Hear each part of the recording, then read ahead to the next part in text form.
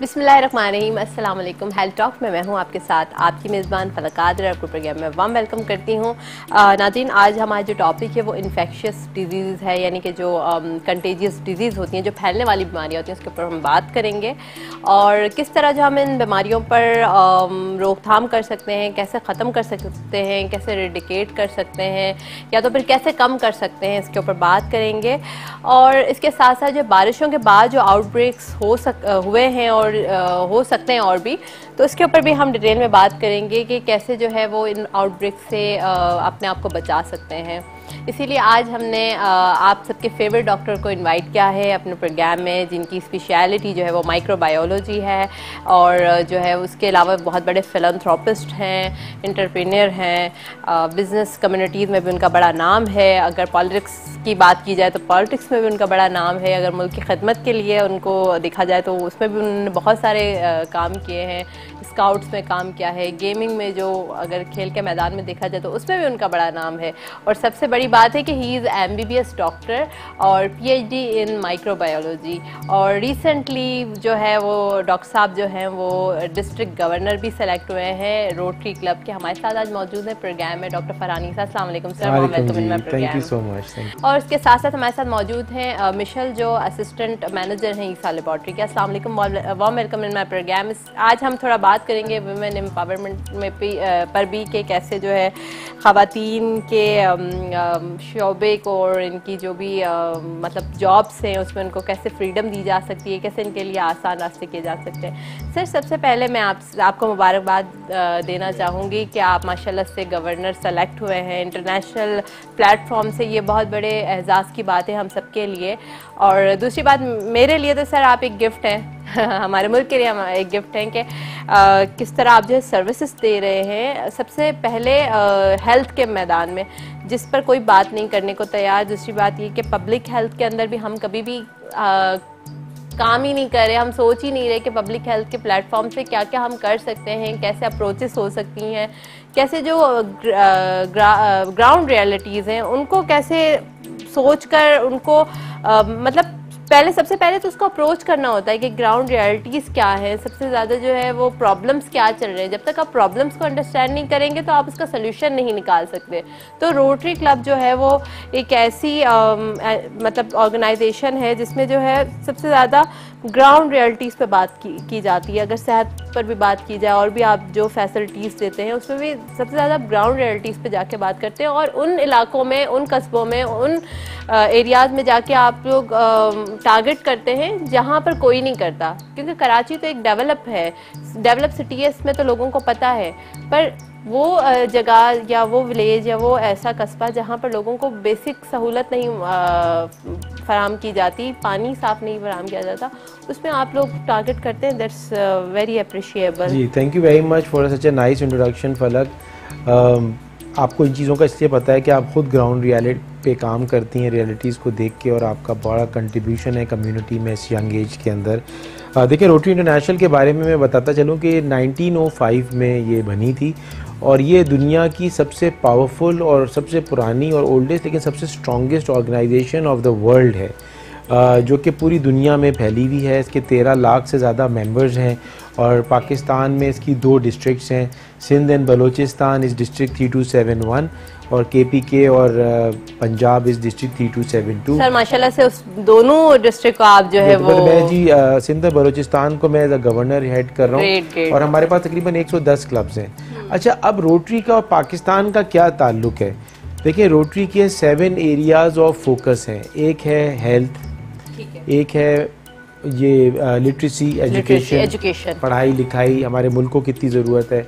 Mother and child यानी उनकी बच्चा जच्चा की सेहत, उनकी ट्रीटमेंट्स, उनको मैनेज करना, वैक्सीनेशंस। फिर आ जाती है कॉन्फ्लिक्ट प्रिवेंशन एंड रेजोल्यूशन, लड़ाइयाँ कैसे कम की जाए, मोहब्बत कैसे बढ़ाई जाए, चाहे वो घर के अंदर हो, मोहल्ले में हो, सूबे में, शहर में हो, सूबे में हो, मुल्क में हो और ममालिक से के दरमियान हो। उसके बाद इकनॉमिक एम्पावरमेंट। देखिए, ये भी बहुत ज़रूरी है ना, मुल्क के लिए आगे चलना है तो इकॉनमी का पहिया ही चलेगा ना, चलाएगा आगे, तो वो कैसे, उसको कैसे हेल्प आउट हो सकती है। और इन्वायरमेंट, वाटर एंड सैनिटेशन, अब देखें ये चीज़ें वो एरियाज़ ऑफ फोकस हैं, और मैं पर्सनली समझता हूँ कि रोटरी एक इतना अच्छा प्लेटफॉर्म है जिसकी मदद से हम अपने मुल्क की खिदमत कर सकते हैं, क्योंकि वो सारे एरियाज़ हैं जिनके अंदर पाकिस्तान को अशद ज़रूरत है। दूसरी चीज़ है कि हम जो काम कर रहे हैं इन सारे एरियाज़ पे, कल ही हमारी मीटिंग हुई है एडमिनिस्ट्रेटर कराची से शिलवानी साहब से, जो कि पहली उनकी पब्लिक अपीयरेंस जो कोई उन्होंने फंक्शन अटेंड किया तो वो rotary club of Karachi platinum का, जो मेरे पास हमारे डिस्ट्रिक्ट का एक क्लब है और बहुत अच्छा प्रोग्राम है। जीशान ज़की उसके प्रेसिडेंट हैं, जो कि साइमा बिल्डर्स में होते हैं के ओनर हैं। अब ये सिलसिला है कि एक तो ये हो गया, दूसरा ये कि हमारे मुल्क को इंटरनेशनल कम्युनिटी से हेल्प चाहिए। तो रोटरी का कोई अलग से पैसा नहीं होता, उनका खुद का पैसा होता है, लेकिन मिलियंस ऑफ डॉलर्स की ग्रांट्स अवेलेबल हैं जो कि हम पाकिस्तान लेके आ रहे हैं, जो कि हम चाह रहे हैं कि हमारे मुल्क में खर्चा हो। तीसरी चीज़ ये है, कनेक्ट करा रहे हैं उनको डिफरेंट इदारों के साथ। तीसरी चीज़ ये आती है कि हमें पाकिस्तान का इमेज इंटरनेशनली अच्छा करना है। पाकिस्तानी देखिए कितने मोहब्बत करने वाले लोग हैं, 99%, 95%, देखिए 5% तो किसी भी मुल्क में अच्छे नहीं होते, लेकिन ज़्यादातर मोहब्बत करने वाले। घर में आपको अभी भी देखें जिस ज़माने में कोई भी ट्रेजेडी होती है तो कितने फिलैंथ्रोपिस्ट बाहर निकल आते हैं, लोगों को खाना खिला रहे हैं, मदद कर रहे हैं, हर लेवल पे काम कर रहे हैं। तो ये इमेज पाकिस्तान का हम देना चाहते हैं थ्रू रोटरी, क्योंकि रोटरी एक इंटरनेशनल ऑर्गेनाइजेशन है, उसमें सब कनेक्टेड हैं। तो हम इसमें हमने ये टारगेट रखा है कि हम पाकिस्तान का इमेज इंटरनेशनल कम्युनिटी में बेहतर करेंगे। जो सही इमेज है कि हमारे लोग इतने टैलेंटेड हैं, ये मुल्क इतना ज़रखेज़ है, इसमें बिज़नेस अपॉर्चुनिटीज़ हैं, और इसके थ्रू हम चाहते हैं कि पाकिस्तान में लोग टूरिज़म के लिए भी आएँ, पाकिस्तान में लोग बिज़नेस करने के लिए भी आएँ, पाकिस्तान में इंडस्ट्रीज़ लगाएं, पाकिस्तानियों को जॉब्स मिलें। तो ये सारा मेरा एम्स एंड ऑब्जेक्टिव है जब उसको लेके साथ चल रहे हैं। और मैं बहुत शुक्रगुजार हूँ आपके चैनल का, जो कि हमेशा सिर्फ सनसनीखेज न्यूज़ नहीं दिखाता सुबह से रात तक, या परेशानियां लोगों की जो कि सही है दिखानी चाहिए, लेकिन हल की तरफ आना चाहिए। आपका चैनल हल की तरफ के प्रोग्राम्स करता है। मैं बहुत मुबारकबाद देता हूँ आपको भी और ख़ासतौर पे बुलंद इकबाल साहब को भी। बिल्कुल सर मुझे ये बताइएगा, जैसे रोटरी क्लब का जो है वो आपने बताया कि इनके बेसिक गोल्स जो हैं वो आप लिटरेसी को भी देख रहे हैं, एजुकेशन सबसे मेन प्रॉब्लम है, फिर हेल्थ तो सबसे बेसिक है ना, कि हम लोगों ने जो है वो अभी तक अपनी ज़रूरियात में रोटी, कपड़ा एंड मकान को रखा हुआ है। अभी तक वी डिडंट चेंज। हम लोगों को अब ये बात रखनी चाहिए कि सेहत, रोटी, कपड़ा, फिर मकान। सबसे ज़्यादा अगर इंटरनेशनली अगर हम बात करते हैं इंटरनेशनल तरक्की याफ्ता ममालिक की, तो सबसे पहले जो वो चीज़ें अपनी देखते हैं वो हेल्थ इंश्योरेंस को देखते हैं। सबसे ज़्यादा वो हेल्थ इंश्योरेंस पे फोकस करते हैं। और दूसरी बात, वो अपनी हेल्थ को इतना ज़्यादा डेवलप करके रखते हैं, इतना ज़्यादा उनको पता होता है कि हमें क्या खाना चाहिए, क्या नहीं खाना चाहिए। उनकी हेरिडिटरी डिजीज़ जो होती हैं वो उस पर इतना फोकस्ड होता है उनका कि इस पे हम प्रिवेंशन पे कैसे काम कर सकते हैं। बिल्कुल, एक चीज़ मैं आपको बताना, आप जो बिल्कुल सही बात कह रही है, तो एक और जो एवेन्यू जो मैं रह गया बताना वो था प्रिवेंशन ऑफ कम्युनिकेबल डिजीज़। और ये इतना पुराना फोकस है, और आज आप देखेंगे कम्युनिकेबल डिजीज़ जिसमें कोरोना भी आता है, वो कितना बड़ा एक टॉपिक बन गया। तो इसके ख़िलाफ़ इस वक्त भी रोटरी में हमने इतने इदारों को सपोर्ट किया, आइसोलेशन सेंटर्स को सपोर्ट किया, पर्सनल प्रोटेक्टिव इक्विपमेंट सारे हॉस्पिटल्स वगैरह में डोनेट किए, मास्क दिए। तो मतलब कहने का मकसद है कि ये वो ऑर्गेनाइजेशन है जो कौम की खिदमत करना चाहती है, मुल्क की खिदमत करना चाहती है, लेकिन इससे भी बहुत बड़ा इसका एम्स एंड ऑब्जेक्टिव है। हम विमेन एम्पावरमेंट पे भी बड़ा स्ट्रांगली बिलीव करते हैं। देखिए हमारी मुल्क में 50%, 51% फीमेल पॉपुलेशन है, और अभी देखें हम गरीब मुल्क हैं। आजकल घर चलाना इतना मुश्किल है। अगर वीमेन एम्पावरमेंट को सपोर्ट नहीं किया जाएगा, ठीक है गलत चीज़ों को नहीं सपोर्ट करना, वो तो एक अलग कोई ऐसी गलत चीज़ है उसकी बात नहीं, लेकिन अगर एक औरत अपने काम पे नहीं जा सकती होगी जाएगी तो उसके घर की मियाँ की मदद नहीं हो सकेगी। अगर दोनों काम करेंगे तो अच्छी तरह से वो अपना घर चला सकते हैं, क्योंकि इतने फाइनेंशियल चैलेंजेस हैं। अगर उनके पास ट्रांसपोर्ट अगर बसेस में नहीं है, अगर वो मोटरसाइकिल चला सकेंगी तो वो आराम से अपने काम पे जा सकती हैं, बच्चों को स्कूल छोड़ने जा सकती हैं, बच्चों को स्कूल से लेने आ सकती हैं, उनको किसी का डिपेंडेंट होने का ज़रूरत नहीं है। तो हमें ऐसी चीज़ों को हम समझते हैं कि इनकरेज करना चाहिए जिसके अंदर बराबरी हो, एक रिस्पेक्ट के साथ। इसका मतलब ये नहीं कि कोई और डिसरिस्पेक्ट हो रहा हो। उनकी भी रिस्पेक्ट हो, मर्दों की अपनी रिस्पेक्ट है, माशरे की भी रिस्पेक्ट है, और जो हमारे कल्चरल नॉर्म्स हैं उसके अंदर रहते हुए के साथ जो है जो चीज़ें होनी चाहिए, अगर हम वो नहीं करेंगे तो मुल्क की तरक्की कर नहीं सकता। तो सही बात कही सर आपने। विमेन एम्पावरमेंट जो है ना वो हमारे यहाँ पर एक टैबू बन चुका है, एक ऐसी चीज़ हो गई है कि हम इसको डिस्कस करना सही समझते ही नहीं है, क्योंकि हम लोग की फैमिली इट्स मेल हजरात जो है, जबकि बात उन्हीं की हेल्प की जा रही है कि वुमेन अगर आकर आपकी हेल्प करिए, फाइनेंशियल सपोर्ट करिए, तो इसमें हेल्प तो आप ही की है, जो इतना बर्डन आप अपने ऊपर लाद कर घूम रहे हैं, तो उसी में मेल हजरात ही जो है वही इस चीज़ के खिलाफ हो रहे हैं और वही कह रहे हैं कि नहीं ऐसा नहीं होना चाहिए।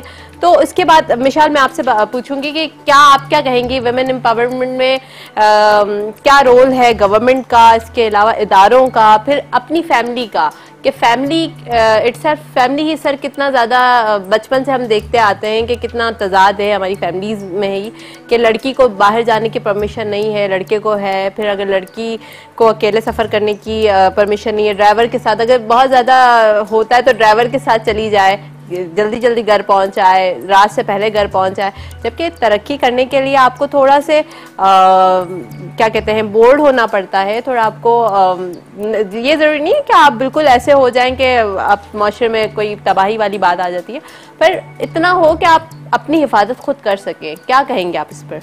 वुमेन एम्पावरमेंट से रिलेटेड फैमिली का एक बहुत मेन रोल होता है, जिसमें आपके सबसे पहले आपके फादर होते हैं जो आपको अगर सपोर्ट करते हैं इस चीज़ में।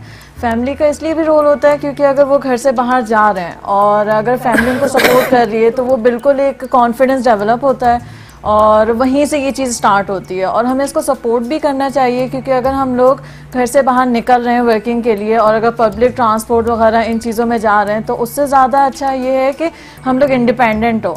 अगर इंडिपेंडेंट होंगे तो उससे ये सारी चीज़ों को पुशअप होगा, और हमें इस पर स्टैंड अप भी लेना चाहिए मेरे ख्याल से, क्योंकि वो जो इश्यूज़ हैं वो चीज़ें कम हो सकती हैं अगर हम खुद ही इंडिविजुअल इन चीज़ों को कैटर करेंगे, और सपोर्ट करना चाहिए मेरे ख्याल से। अगर एक घर तो सपोर्ट कर रहा है, अगर आप बाहर आ गए तो एनवायरनमेंट को भी सपोर्ट करना चाहिए। देखिए बाहर के एनवायरनमेंट का वजह से सर अभी एक बहुत सारे बल्कि प्रीवियसली वाकयात हुए हैं जो मतलब मेरे ख्याल से कि एक्सेप्टेबल ही नहीं है, यानी कि आपकी सोच जब जाती है उस तरफ तो आप सोचते हैं कि ऐसा हो भी कैसे सकता है, यानी कि आप सोच भी नहीं सकते ऐसे वाकयात हो रहे हैं हमारी कंट्री के अंदर। तो इसमें तो आप यही बात कहेंगे कि हम जैसे लोग जो मतलब मेरे जैसी इतनी बोल्ड लड़की भी बाहर निकलते वक्त डरेगी कि खुदा न खास आप सेव ही नहीं है, आप कैसे सफ़र करेंगे, कहीं भी कुछ भी हो सकता है, आपका फ्यूल ख़त्म हो गया गाड़ी का, आपका ड्राइवर तो आपका बस एक ड्राइवर है ना, वो बॉडी गार्ड तो नहीं है, कहाँ आप कहाँ लड़ेंगे। फिर ऊपर से इदारों में जो लोग फाइज हैं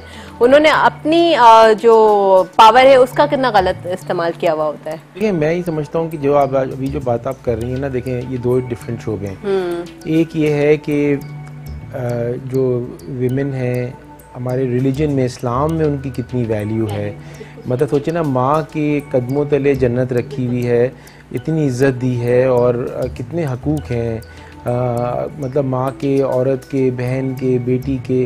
और अगर हम सिर्फ इस्लाम पे चलें तो ये सभी चीज़ें सॉल्व हो जाएंगी। मसला ये है कि हम ना इस्लाम पे चलते हैं और हम अपने कुछ व्यूज़ पे चलते हैं। अच्छा, अब दूसरी चीज़ ये कि देखें एजुकेशन बहुत इम्पॉर्टेंट है। अगर एक माँ यहाँ से शुरू करते हैं, अगर एक लड़की की एजुकेशन होगी, इवन चलो किसी वजह से काम नहीं कर पा रही, देखें घर भी प्रायोरिटी होता है, घर में बच्चों को पालना, उनकी सही परवरिश करना, ये भी प्रायोरिटी है।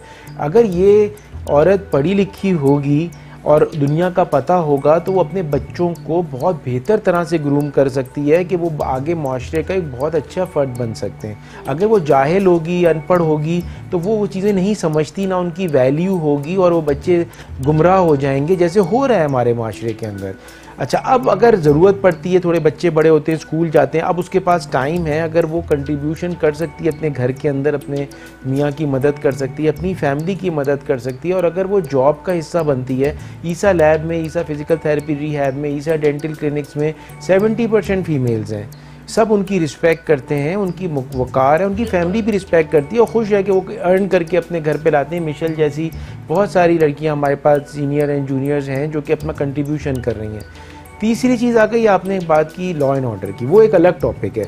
देखें लॉ एंड ऑर्डर, चाहे लड़का मेल घर से बाहर निकले, मर्द निकले या औरत निकले, ये जो है हमारी हुकूमत का फ़र्ज़ है कि वो सेफ़ हो, ठीक है ना। देखिए कल्चरल नॉर्म्स होना अलग चीज़ है। देखिए सही है, माँ बाप चाहते हैं कि लड़की घर शाम में जल्दी आ जाए, उसकी वजह बहुत बेतहाशा वजूहात हैं, माशरे की भी कुछ खामियां हैं, कुछ ट्रस्ट डेफिसिट भी होता है, लेकिन सबूत जो गवर्नमेंट को जो प्रायोरिटी है कि लॉ एंड ऑर्डर जो है, ये वजह नहीं होनी चाहिए कि लॉ एंड ऑर्डर ख़राब है। ये कोई एक्सेप्टेबल बात नहीं कि कोई औरत घर से रात में इसलिए ना निकले या हॉस्पिटल ना जाए इस वजह से, या डिलीवरी के लिए ना निकले, या उसकी बेटी उसको डिलीवरी के लिए ना लेके जाए, बड़ी हो बहन या बहन के, इसलिए कि रात में हालात सही नहीं है और औरतों की रिस्पेक्ट नहीं है और कोई गलत चीज़ हो सकती है। इसका तो कोई मजाज नहीं है, इसका तो बहुत सख्त सज़ा होनी चाहिए। ये तो गवर्नमेंट का फ़र्ज़ है। और एक इस्लामिक मुल्क में जहाँ पे हज़रत उमर जैसे लोग कहते थे कि यहाँ पे अगर औरत निकले जिसके पास लाखों रुपए का सामान हो वो भी सेफ़ है, यहाँ पे ऐसे मुल्क के अंदर जहाँ इस्लाम की हम बोला बाला की बात करते हैं और हम अपने राइट्स की बात करते हैं और इतनी चीज़ों की बात करते हैं, और एक अगर औरत के साथ या बेतहाशा औरतों के साथ हैरेसमेंट होती है, ये तो एक बहुत बड़ा वाक़या था जो अनएक्सेप्टेबल है। लेकिन बसों में औरतें जाती हैं, उनके साथ हैरेसमेंट होती है, बहुत सारी जगहों में उनके साथ हैरेसमेंट होती है, तो ये रोकना फ़र्ज़ नहीं है क्या करप्शन रोकना ऐसी लोगों के लिए ज़रूरी नहीं है जो कि जहाँ पे हमारे पास बेतहाशा करप्शन हो रही है उसको रोका जाए। बेसिकली बहुत सारी जगहों में, हर जगह पे पॉलिटिक्स हर जगह पे इन्वॉल्व है, लोगों के ज़ाती मफाद हैं और लोगों को उसके हिसाब से वो चलते हैं। देखिए हमारा एक इस्लामी मुल्क है, हम बहुत प्राउड मुस्लिम हैं, I am a very proud Muslim. अल्हम्दुलिल्लाह हम अपने हज़रत मोहम्मद सल्लल्लाहु अलैहि वसल्लम की तौर पे चलना चाहते हैं। मैं तो सैयद भी हूँ। देखिए वो चीज़ें बैलेंस करके चलनी है, रिलीजन भी बैलेंस करना है, उसकी भी सबसे बड़ी प्रायोरिटी तो रिलीजन है और उसकी वैल्यूज़ हैं, लेकिन साथ साथ जो राइट्स हैं कौम और मुल्क के साथ, बच्चियां स्कूल जाती हैं पढ़ने के लिए, उनका ख्याल रखना, वो वापस आएँ, सेफ्टी का एक एनवायरनमेंट करना। तो मैं बल्कि आपके प्रोग्राम के तवज्जुह से रिक्वेस्ट करूंगा गवर्नमेंट और उनके अनासर से कि इसको ज़रूर इसको अटेंशन दें। ये हमारी गवर्नमेंट में और ख़ास तौर पे मैं हमारे आर्म फोर्सेज जो कि इन द एंड वही काम कर रहे होते हैं, वही रिजल्ट्स लेके आते हैं, ठीक है ना। तो उनको भी जो है बहुत बड़ा कंट्रीब्यूशन है। आई थिंक कि ये चीज़ अब मूव होगी। इससे एक चीज़ बड़ी दुआ है उन खातून के लिए जिनको इतना नुकसान हुआ और एक परेशानी बहुत बड़ी हुई, लेकिन अल्लाह ताला उनके तवज्जुह से अल्लाह ताला सबको होश के नाखून लेके चीज़ें बेहतरी की तरफ लेके जाएं। और देखिए ना, अब आपका जो दूसरी चीज़ थी इन्फेक्शियस डिजीज़, इतनी इन्फेक्शियस डिजीज़ के बारे में भी हम पूरी डिटेल में बात करते हैं। एक ब्रेक की जानिब चलते हैं, देखते रहिए हेल्थ टॉक।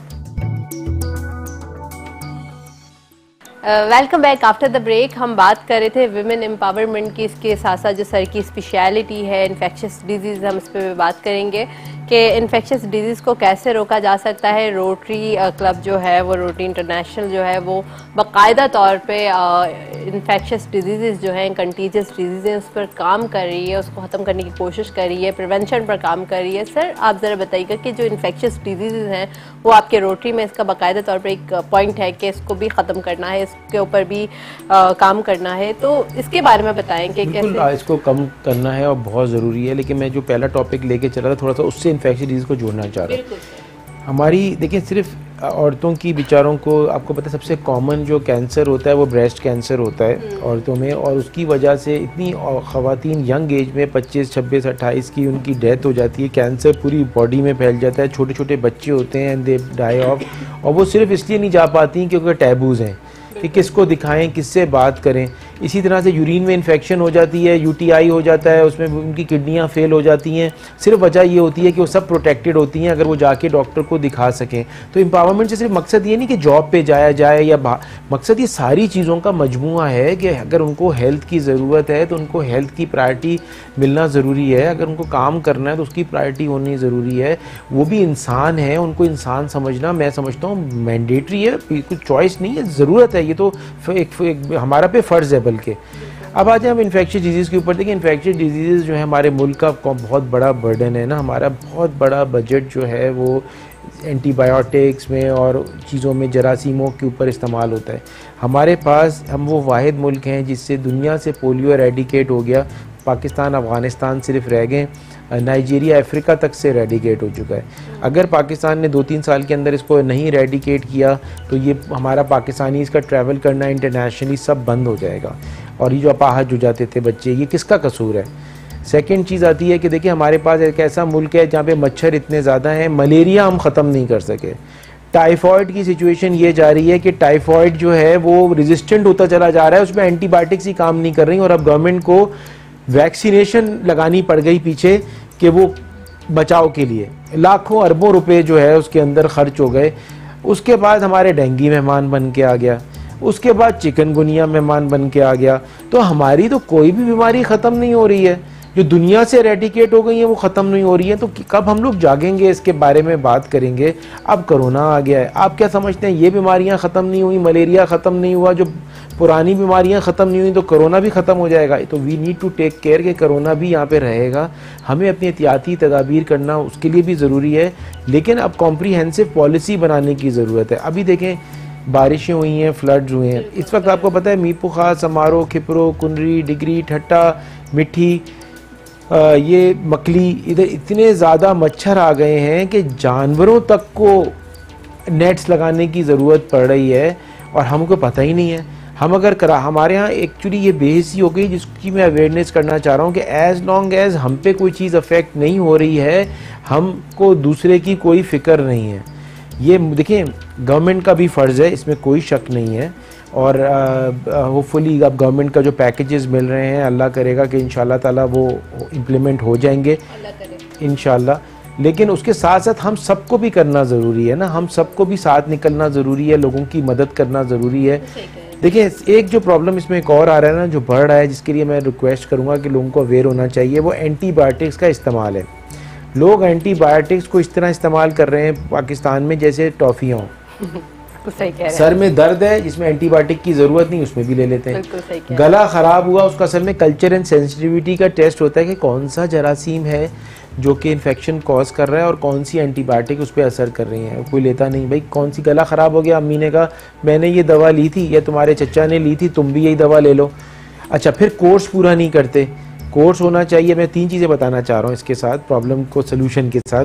पहली बात है, एंटीबायोटिक का इस्तेमाल बग़ैर डॉक्टर से पूछे हुए ना करा जाए, ठीक है। आप डॉक्टर हैं, आपको खुद पता है। दूसरी बात है कि डॉक्टर का जो उसकी एंटीबायोटिक का कोर्स है ना, वो भी पूरा लेना होता है। अगर पूरा कोर्स नहीं लेते तो पेशेंट हो सकता है ठीक हो जाए, फिर कुछ दिनों में फिर बीमार हो जाएगा, क्योंकि जरासीम मरे नहीं हैं सारे। एक और जो प्रॉब्लम है ना, वो ये है कि अगर मैंने मिसयूज़ ऑफ एंटीबायोटिक की है और मेरे जरासीम उससे रेजिस्टेंट हो गए हैं, यानी उन पर एंटीबायोटिक अब असर नहीं कर रही, और मैं खास दूँ मसलन मिशेल के ऊपर, और मिशेल को जरासीम लग जाएगा। अब मिशेल ने भले कभी भी एंटीबायोटिक को मिसयूज़ ना किया हो, लेकिन वो जो जरासीम अपने साथ वो जो रेजिस्टेंस की जीन भी लेके जाएगा, इनके अंदर भी वो एंटीबायोटिक रेजिस्टेंस हो जाएगी। और ये इतना ज़्यादा फैल रहा है, सीवरेज के साथ फैल रहा है हर जगह पे। तो इससे जो है वो जो बेचारे ने कभी भी एंटीबायोटिक इस्तेमाल नहीं की, वो भी रेजिस्टेंट होते जा रहे हैं। और आपको पता है नई एंटीबायोटिक कोई डिस्कवर नहीं हो रही, उन्हीं में थोड़ा बहुत चेंज आ रहा है। और हमारे में अब जो आप हमारी जो रिपोर्ट्स आती हैं इस लैब में, जब हम कल्चर एंड सेंसिटिविटी की वी आर द बेस्ट, हम जब चेक करते हैं तो 80% 90% दवाइयाँ जो हैं वो रेजिस्टेंट होती जा रही हैं। ये एक बहुत बड़ा अलमिया होगा जो मैं आपके प्रोग्राम के तवज्जुह से आगाही देना चाह रहा हूँ। बिल्कुल सही कह रहे हैं सर, और हमें तो इस चीज़ का अभी तक इल्म भी नहीं है कि कितना ज़्यादा रेजिस्टेंस कॉज कर रहा है। और छोटे बच्चों का सबसे ज़्यादा प्रॉब्लम ये होता है कि हम लोग जब छोटे बच्चे बीमार होते हैं, और बच्चों को तो रिकरेंट चेस्ट इन्फेक्शन होता है, और अम्माएं करती हैं कि घरों में जो लास्ट टाइम उनको प्रॉब्लम हुई होती है वही वाली दवा दोबारा पिला देती हैं। फिर वो बच्चा इतना ज़्यादा बीमार हो जाता है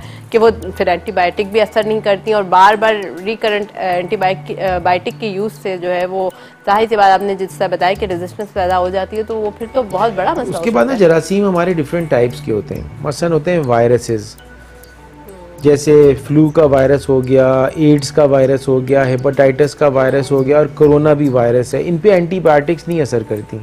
बैक्टीरिया होते हैं, ई कोलाई, एंटीरोबैक्टर, क्लैब्सिएला, टाइफॉइड, इन पे बैक्टीरिया पे असर करती हैं। फिर फंजाई होते हैं, उन पे भी असर नहीं करती।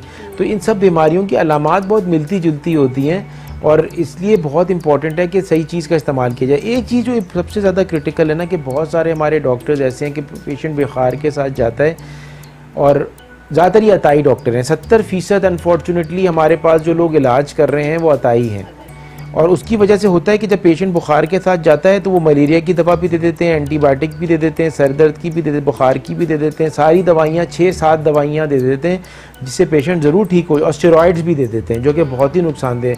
पेशेंट तो ठीक हो जाता है लेकिन बाद में अलग अलग मसले होते हैं। होना ये चाहिए कि जब भी कोई बुखार हो, कोई भी, जैसे अभी किसी को बुखार होता है, अब कैसे पता टाइफाइड से, डेंगू से, मलेरिया से कि कोरोना से, बगैर टेस्ट के नहीं पता चल सकता।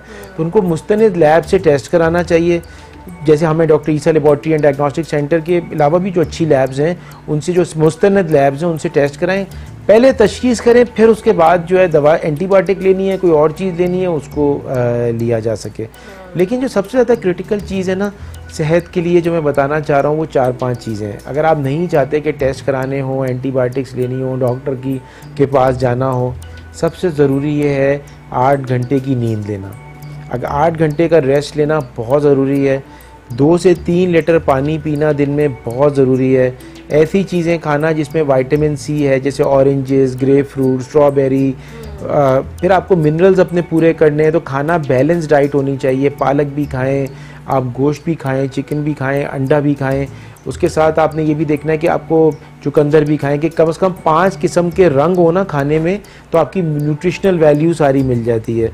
और 45 मिनट्स ऑफ एक्सरसाइज, और अपने आप को थोड़ा सा टाइम देना कि आप अपने जहन को रिलैक्स करते रहें।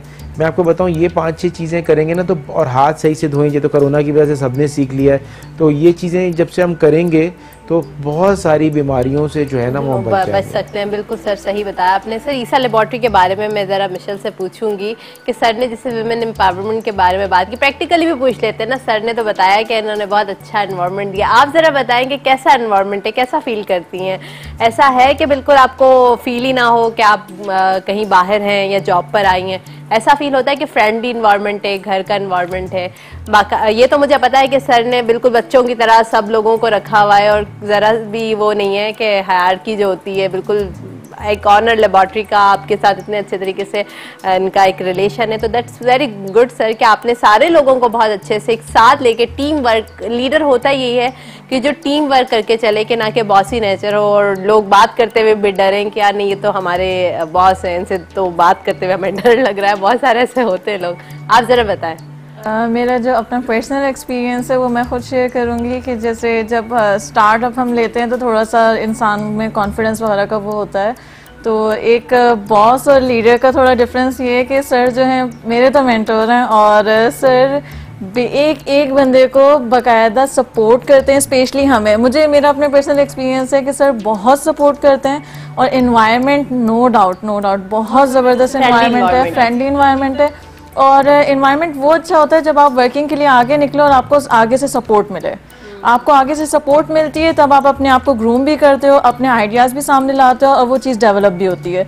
तो वो चीज़ तो यहाँ पे बहुत है, और वो मेरा अपना पर्सनल एक्सपीरियंस भी है कि वाकई में एक नॉर्मल सी चीज़ को तराश के ना एक अच्छा सा हीरा सामने से निकलता है, और वो वाकई वो लीडर का वर्क होता है। बिल्कुल स्ट्रेसफुल अगर आपकी जॉब होगी जहां आपको बॉसी नेचर के लोग मिलेंगे जो आपके मतलब आप सवाल करते हुए भी डरे, या मिस्टेक्स तो देखिए ह्यूमन एरर तो होते हैं, हर जगह होते हैं। कुछ मैंने भी कुछ इन्वायरमेंट में काम किया है जहाँ पर ह्यूमन एरर को भी वो इतना ज़्यादा जो है वो कर देते हैं कि आपने ऐसा गलती क्यों की। तो ये तो चीज़ें देखिए लर्निंग प्रोसेस होता है, गलतियाँ होती हैं, पर इन्वायरमेंट वही अच्छा होता है काम करने का जहाँ पर आपको फ्रेंडली फील हो, आप की सेहत और अच्छी हो जाए, ना कि आप काम करने से डरें या फिर आप ये सोचें कि बस किसी भी तरीके से ख़त्म हो जाए, जान छूटे, आप सिर्फ पैसों के लिए काम करें। काम आपको ऐसे करना चाहिए कि आपने उसको अपना एम बना लिया है कि आप इसको अच्छे तरीके से परफॉर्म करना है, और जो आपकी ड्यूटी है उसको बहुत अच्छे तरीके से परफॉर्म करना चाहिए। तो वो तभी हो सकता है कि आपका इदारा अच्छा हो, आपका इदारा आपको आपकी घर की तरह, जैसे आप घर के जब काम करते हैं तो आप बड़ा परफेक्शन के साथ करते हैं उसको, आप चाहते हैं कि ये मेरा घर है और ये मैं बड़ा दिल से आप काम करते हो। तो इसी तरीके से इदारा भी जब आपको वो वाला एनवायरनमेंट देता है तो आप अपनी जो क्वालिटीज़ होती हैं, जो आपके अंदर की खूबियाँ होती हैं, वो फिर निकल कर अच्छे तरीके से सामने आती हैं और फिर ऑनेस्टी के साथ काम भी करते हैं। बिल्कुल ऐसे मैं अपना पुट इसमें करूँगी कि जैसे हम अभी कोई भी प्रोग्राम वगैरह कुछ भी अगर हम करें ना, तो उसमें हमें फ़र्स्ट उस पर प्रायोरिटी दी जाती है कि ठीक है आपको अगर ये चीज़ करनी है, आपका आइडिया है तो गो अहेड। और उसमें हमारी मैम भी हैं डॉक्टर फराइसा, वो भी हमें बहुत सपोर्ट करती हैं इनमें। अब जैसे हमारा भी प्रोग्राम हुआ रिसेंट जिसमें हमारी ओपनिंग थी ब्रांच की, कोरंगी ब्रांच। आपने बाइक चलाना सीखा? नहीं अभी तो नहीं, मगर हाँ हमारे उसमें बाइकर्स वगैरह भी है, फीमेल बाइकर्स भी आए थे, तो उनको भी हमने बहुत उसमें सपोर्ट किया, उनको फ्रंट पे रखा कि ये चीज़ें भी हमारी कंटिन्यूसली चल रही होती हैं। और सपोर्टिव है, बहुत सपोर्टिव है। और इन्वायरमेंट, वाकई इन्वायरमेंट फ़ीमेल्स के लिए बहुत इंपॉर्टेंट होता है, क्योंकि फ़ीमेल का हमारे माशरे में बहुत मेन रोल है। और जब वो अगर बाहर जाती हैं तो अगर उनको इस तरह का इन्वायरमेंट मिलता है फ्रेंडली और एक अच्छा इन्वायरमेंट मिलता है तो वो चीज़ डेवलप भी होती है। बिल्कुल होती है। ऑर्गेनाइजेशंस का बहुत रोल होता है। अब मैं आपको एक और बात बताता चलूँ कि ऐसा नहीं है कि हम कोई फेवर कर रहे हैं। बिल्कुल यकीन माने कि हमारी जो ये मिशेल और हमारी जो भी फीमेल मेंबर्स हैं हमारी टीम की, वो इतनी अमेजिंग है। मैं समझता हूँ कि आज अगर ईसा लैब प्रोग्रेस कर रही है ना, तो उसमें बहुत बड़ा हाथ हमारी जो फीमेल टीम मेंबर्स हैं उनका है। तो इसलिए ईसा लैब कोई किसी को फेवर नहीं कर रहा। मतलब हम खुद बिलीव ज़रूर करते हैं वुमेन एम्पावरमेंट में और हम चाहते हैं कि अच्छा माहौल हो, लेकिन ये माहौल अब ये लोग खुद बना रहे हैं। देखिए, जब इतनी टीम होती है, हमारे पास जो लड़कियां लेडीज़ काम कर रही हैं वो एक माहौल को जनरेट कर रही हैं जिसको 30 इयर्स प्लस 33 इयर्स हो गए हैं। और जो कि ईसा लैब में मैं समझता हूँ कि अगर पेट्रोल है ना गाड़ी के आगे जाने का, जो हम हर रोज़ हर 2-3 महीने में ब्रांचेस खुल रही हैं, हम पाकिस्तान के लार्जेस्ट हो गए हैं, वो हमारी फ़ीमेल पॉपुलेशन, चाहे वो हमारी फील्ड्स की हो, डॉक्टरनियाँ हो, माइक्रोबायोलॉजिस्ट, हेमाटोलॉजिस्ट, आप आएंगी कभी आप हैरान हो जाएंगी, तकरीबन 650 लड़कियाँ काम कर और लेडीज़ काम करती हैं और इतनी ऑनेस्टी से काम करती हैं। कभी नहीं होता कि लेट आई हो जॉब पे या कह रही हूँ हम जल्दी घर जाएंगे, जब तक काम नहीं ख़त्म होगा, जिम्मेदारी के साथ। यानी कि बिल्कुल जिस तरह वो अपने घर में एक औरत थी अपना घर को संभाल के रखती है। मैं तो सबको आपके तवज्जो से कहूँगा, सारी ऑर्गेनाइजेशंस को कि मौका दें इनको। दूसरा, हमने हमारी हेड भी डॉक्टर नैयर है, जनरल मैनेजर, तो मतलब ये ऐसा, और इनकी ग्रोथ ये नहीं कि नीचे के लेवल पे हो, जिनको भी वही मौके ईसा लैब ने प्रोवाइड किए जो दूसरी ऑर्गेनाइजेशन को भी कराने चाहिए, कि जो they can go to the top, और टॉप पे भी जाके उनकी वही परफॉर्मेंस होती है। और कल भी जो हमारा प्रोग्राम हुआ उसको डॉक्टर नैयर ने लीड किया। अच्छा, और ये फीमेल मोटरसाइकिलिस्ट हमारी लैब की भी बहुत सारी लड़कियां हैं इसके अंदर, और उनको भी हम इनकरेज कर रहे हैं, क्योंकि देखिए हम समझते हैं कि ये मोटरसाइकिल चलाना, स्कूटी टाइप चलाना जो है वो, अब हमारे एक दोस्त हैं क्राउन मोटरसाइकिल्स के, वो स्कूटी भी ला रहे हैं लड़कियों के लिए जो आराम से चलाई जा सकती है।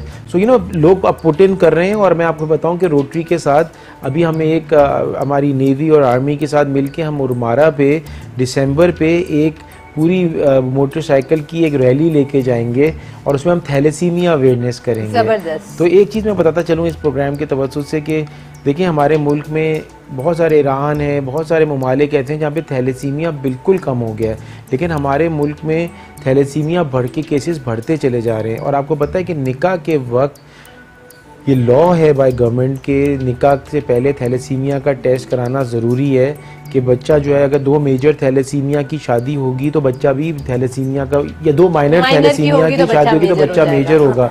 तो माइनर थैलेसीमिया सिर्फ टेस्ट से पता चल सकता है, और हम प्रपोज करते हैं कि लड़के का टेस्ट कराया जाए। अगर लड़का माइनर थैलेसीमिया नहीं है तो इससे फ़र्क नहीं पड़ता कि लड़की माइनर थैलेसीमिया है कि नहीं है। जबरदस्त, ये तो आपने और आसान कर दिया कि सिर्फ एक बंदे का भी हो जाए तो भी, और लड़के का हो, और ये लॉ है बाय गवर्नमेंट ऑफ पाकिस्तान। तो देखिए जब तक के लॉज इतने अच्छे बने और वो इम्प्लीमेंट नहीं हो तो कुछ भी नहीं है। तो अगर मुल्क को तरक्की करनी है तो ये सब चीज़ें इम्प्लीमेंटेड। आपको पता है ब्लड बैंक्स ही नहीं है हमारे मुल्क में, और लोग डोनेट भी नहीं करते। अगर किसी से भी पूछिए, आप कभी सर्वे करिएगा कि कितने लोग ब्लड डोनेट करते हैं, तो कोई करता ही नहीं है। तो इसलिए ये बहुत ज़्यादा ज़रूरी है कि हम जो है इसकी प्रिवेंशन के ऊपर काम करें। मैं समझता हूँ, और रोटरी समझती है, और ईसा लैब समझती है कि प्रिवेंटिव मेडिसिन पे काम करें कि लोग बीमार ही नहीं हो, कि उनको दूसरी चीज़ों की ज़रूरत पड़े। बिल्कुल सही कह रहे हैं सर। थैलेसीमिया पर भी मैं बात करूँगी पूरी डिटेल में। अभी एक ब्रेक की जाने चलते हैं, देखते रहिए health top. Welcome back after the break. काफ़ी डिटेल में हम प्रोग्राम कर रहे हैं, काफ़ी चीज़ों को कवर किया। हमारे साथ डॉक्टर फरहान ईसा मौजूद हैं जो रोटरी के गवर्नर हैं, और इसके अलावा जो है बहुत सारा जो है वो हेल्थ में इनका नाम है, बहुत सारा काम कर रहे हैं। सर हमें बताए थे कि इन्फेक्शियस डिजीज़ जो है उसको कैसे कंट्रोल किया जा सकता है। इसके अलावा वुमेन एम्पावरमेंट पर भी सर बहुत काम करें। सर अब मेरे ख्याल से आपका नाम जो है ना पाकिस्तान में वुमेन एम्पावरमेंट पर भी आया करेगा, उसमें भी हम देखेंगे कि आपने बहुत काम किया, जैसे और चीज़ों में माशाल्लाह आपका नाम सर फहरिस्त है।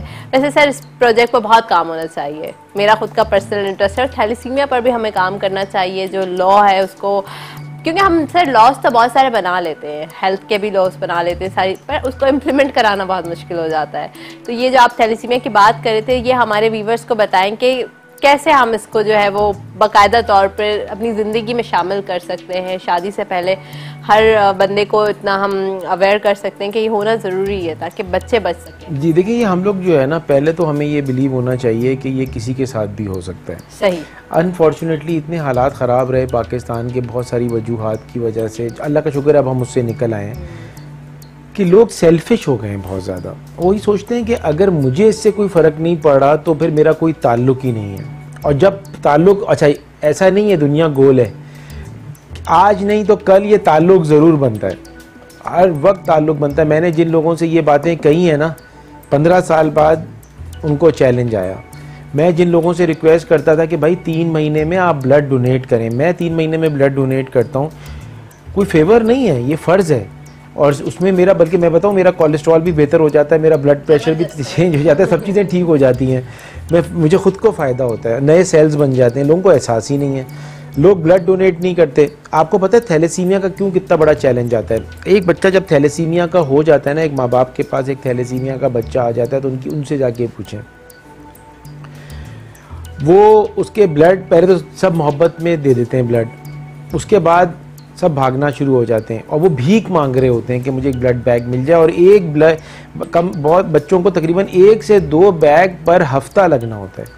इस प्रोसेस में ब्लड बैग जमा करना अलग, उसमें जो वो अंदर बॉडी के टूट रहा होता है तो उसका आयरन निकल के गुर्दे पे, स्प्लीन, लिवर, किडनी पे हो रहा होता है, उनकी स्प्लीन निकाल दी जाती है, हर जगह पे डैमेज होता है, उसकी वो दवाइयाँ खा रहे होते हैं, उनकी मतलब बेतहाशा मसले। और वो बच्चा जो है इतनी मेहनत के बाद भी 20, 21, 22 साल तक जाके उसका इंतकाल हो जाता है। अब आप देखें कि पूरी ज़िंदगी उनको खून चढ़ रहा होता है। आप जितने डायलिसिस सेंटर, जितने भी ये चल रहे हैं थैलेसीमिया के सेंटर, उधर आप जाके देखें, सारे के सारे चैरिटेबल ऑर्गेनाइजेशंस चला रही हैं।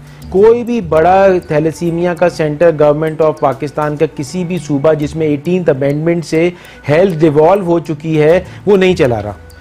18th अमेंडमेंट जो है उसकी सब प्रोटेक्ट करते हैं, पॉलिटिशियंस प्रोटेक्ट करते हैं। मैं तो कहता हूँ ना उससे पहले हेल्थ का कोई काम हो रहा था, ना 18th अमेंडमेंट के बाद आया कोई का हाल हो रहा है। किसी भी सेक्टर के अंदर कोई फैसिलिटी नहीं है। हमारे गवर्नमेंट के कोई बड़े ब्लड बैंक्स नहीं है। अगर आज भी आप आ जाइए तो सारे के सारे जो ब्लड बैंक हैं, फातमीद हो गया, मोहम्मदी हो गया, आलमगीर वेलफेयर वालों का हो गया, सिलानी का हो गया, चैरिटेबल ऑर्गेनाइजेशंस हैं जो ये ब्लड बैंक्स और थैलेसीमिया सेंटर चला रहे हैं। कोई काशिफ थैलेसीमिया सेंटर चला रहा है, हेल्प इंटरनेशनल वाले चला रहे हैं, तो ये लोग काम कर रहे हैं। तो और ये बच्चे जो है, इनकी आबादी बढ़ती जा रही है, इनके टेस्ट है नहीं, और फिर डाइवोर्सेस हो जाती हैं। फिर औरत बेचारी थैलेसीमिया बच्चों के साथ रह जाती है, मर्द तो निकल जाता है अपने काम से, आखिर किसी को फिक्र होती है तो वो माँ ही होती है, जिसकी एम्पावरमेंट की भी हम बात कर रहे हैं। तो भाई जब तक कि हम इसको हॉलिस्टिकली नहीं देखेंगे, हेल्थ के हिसाब से नहीं देखेंगे, तो थैलेसीमिया को कम करने का तरीका ये है कि प्रिवेंशन पे काम किया जाए कि और प्रिवेंशन ब्लड बैंक तो फिर भी होने चाहिए। अब प्रिवेंशन पे काम कैसे किया जाए कि जो निकाह पे लॉ है, खुद लोगों को भी तो एहसास होना चाहिए ना कि लोगों को एहसास। अच्छा, अगर आप मुझसे पूछें कि कौन से टेस्ट होने चाहिए शादी से पहले, आपको पता है जब एक ब्लड बैग किसी को दिया जाता है ना, ट्रांसफ्यूज किया जाता है, उसमें कौन से टेस्ट होते हैं? Hepatitis B, hepatitis C, HIV, malaria, syphilis, ये 5-6 टेस्ट होते हैं। शादी होती है, एक भी टेस्ट नहीं होता, जिसमें ये सारी बीमारियां, एड्स वेड्स सब ट्रांसफ़र हो सकती है। अच्छा चलो भाई नहीं करा रहे, आपने नहीं सोचा, लड़के वाले बुरा मान जाएंगे, ये सर पे ये। अच्छा अब कोई बात नहीं, लेकिन ये तो लॉ है ना थैलेसीमिया का। कैसे हमारे निकाह ख्वान ये निकाह करवा रहे हैं बगैर थैलेसीमिया का टेस्ट कराए हुए? सबसे ज्यादा बड़ी जिम्मेदारी देखिए लॉ है ना, मैंने तो नहीं बनाया ये लॉ, मैं तो सिर्फ गुजारिश कर रहा हूँ उसके बारे में, ना मैंने ये लॉ बनाया, ये लॉ बना हुआ है और हमें लॉज फॉलो करने चाहिए। अगर हम एक चीज़ अल्लाह के नाम पे निकाह कर रहे हैं और उसकी जो लॉज ऑफ द कंट्री को हम फॉलो नहीं कर रहे हैं, तो मुझे नहीं पता वो निकाह किस लेवल का है। तो ये सब चीज़ें जब तक हम आगाही नहीं करेंगे, कन्वीनियंस के हिसाब से सोचेंगे, तो इन द एंड प्रॉब्लम किसकी आएगी? अल्लाह का शुक्र है मेरी फैमिली में अभी फ़िलहाल तो कोई थैलेसीमिया का पेशेंट नहीं है, लेकिन मैं तो फिर भी रियलाइज़ कर रहा हूँ ना इस प्रॉब्लम को। जाके देखें छोटे छोटे बच्चे 3 साल के 4 साल के रिपें लगी हुई हैं, उनको खून जा रहा है उनके अंदर, उनके हाल देखें जाके, कितना तरस आता है। थोड़ा सा खुदा का खौफ करें, हकूक़ुल इबाद का थोड़ा सा ख्याल करें, लोगों का ख्याल करें। देखें हमारे हकूक़ुल इबाद की हमारे रिलीजन में कितनी वैल्यू दी गई है, ठीक है ना। हमारे नबी हज़रत मोहम्मद सल्लल्लाहु अलैहि वसल्लम ने कितना बात की, हमेशा हर एक का ख्याल रखा। सर हमारा जो इस्लाम है वो तो मुकम्मल ज़ाब्ता हयात है, चाहे वो बात कही जाए वुमेन एम्पावरमेंट की, तो हमारे हुकूक में शामिल है कि women can do charity, she can do politics. Hazrat Khadija थी, बीबी खतीजा, वो तिजारत कर सकती, तिजारत करती थी, वो तिजारत करती थी और उन बहुत अच्छी ऑनेस्टी के साथ तिजारत करती थी। इसी तरह से हमें चीज़ों को देखना चाहिए। देखें, अगेन हम आए हेल्थ के ऊपर, सारी चीज़ें हेल्थ से जुड़ी हुई हैं, सारी चीज़ें, ठीक है ना। अगर एक औरत अगर एक अच्छा काम करेगी, उसकी हेल्थ बेहतर, उसका साइकोलॉजिकली बेहतर होगी तो उसकी हेल्थ भी बेहतर होगी। हेल्थ, हर चीज़ सेहत के साथ जुड़ी हुई होती है। माशरा के जो जिस तरह आपसे बिहेव कर रहा है वो भी आपके सेहत के साथ जुड़ा हुआ है। अगर माशरा नहीं सपोर्ट कर रहा, स्ट्रेस हो रहा है, गर्दन में भी दर्द होगा, फिजियोथेरेपी तो ये कराते रहें, सर दर्द की गोलियां खाते रहें, या आपको पता है कितने लोग हमारे ड्रग यूज़ की तरफ चले गए। क्या इस पे बात नहीं होनी चाहिए? ड्रग एब्यूज़ कितना ज़्यादा बढ़ गया इसकी वजह से कि लोग समझते हैं छुटकारा हासिल कर लो ये ड्रग्स लेके, और फिर आदत बन जाती है।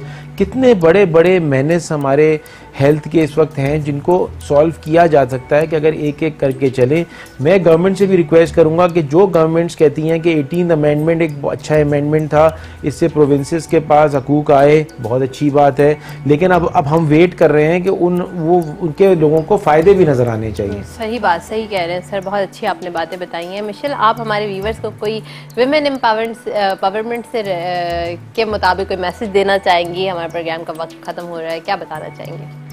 मेरा मैसेज ये होगा कि जैसे डॉक्टर ईसा लैब है वो इस चीज़ में सपोर्ट कर रही है सबको। जैसे आप प्रोग्राम में मैंने आपको बताया वुमेन बाइकर्स भी थी, तो इस तरीके से हमारे मुआशरे में इस तरीके से और भी इदारे होने चाहिए ताकि वो इन चीज़ों में अपना स्टेप फॉरवर्ड करें और इसमें सपोर्ट करें उनको। इसी तरीके से होगा, सब अपना अपना हिस्सा डालेंगे तब जाके वो होगा, एक चीज़ क्रिएट होगी। तो मेरा मैसेज यही होगा कि सबको चाहिए सपोर्ट करें, सबको चाहिए। और सबसे पहले मैं ये बात कहूँगी कि लड़की को खुद को चाहिए, खुद जो है वो अपने लिए लड़ना चाहिए, खुद जो है उसको अपनी वर्थ के बारे में पता होना चाहिए कि मैं क्या हूँ। किसी गलत राह पर नहीं जाना चाहिए, हमेशा हमेशा जो है सीधा रास्ता इख्तियार करना चाहिए, इस्लाम ने कहा है।